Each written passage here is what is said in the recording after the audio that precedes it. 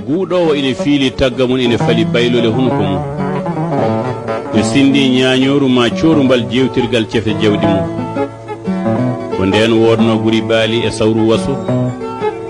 so baali ne ngabba saha ma ine tello kawle ko ƴare so hiiri ƴare ne kirndora ko yiitumo wuuri baalinkoɓe sagataɓe fulɓe boombi e semeɓe cuɗodiri ndaw gulaali e luukaali ndaw pundi ndaw beeweer sagata yaada e hoore baali majja e bollongol hakkunde gori yimɓe pilki e taggaaji e misoraji ine jayne ngam baali kawjinire kono haɗata joloji ɗi jolata ha mbaɗa jaw pilto seto rewɓe won tuloji ine keɓɓite wone majji ine donkane e baali mumen joli ɓe ndaw weltare yiɗɓe baniraɓe rewɓe ndaw piyanɗe kaabusaji e jargi baali ndaw manoɓe kono ndaw juuroɓe kono ɓe baali mumen tuli ɓe gacce mette gonda e mumen kono de woodi ko heblanade mo wuuri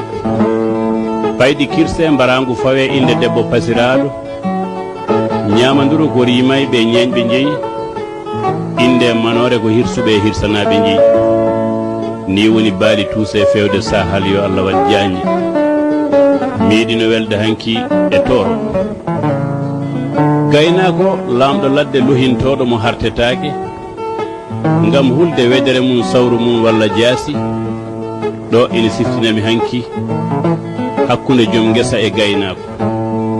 joom gesa wiya abbo dow gaynako wiya mi abbaki ɗo ko soyde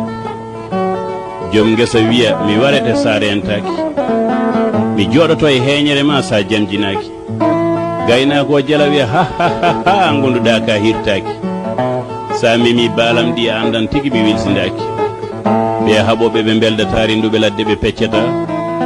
nan aya ho ko daaɗi hiwoɓe huudotoɓe colli haɓoɓe nan daaɗi ɓiɓɓe rewɓe jurminiɗe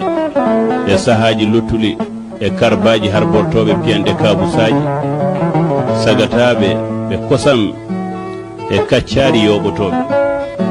e nder kolaɗe sorotoɓe sorboɓe e saha kiwal kacitari abbinte hiwoɓe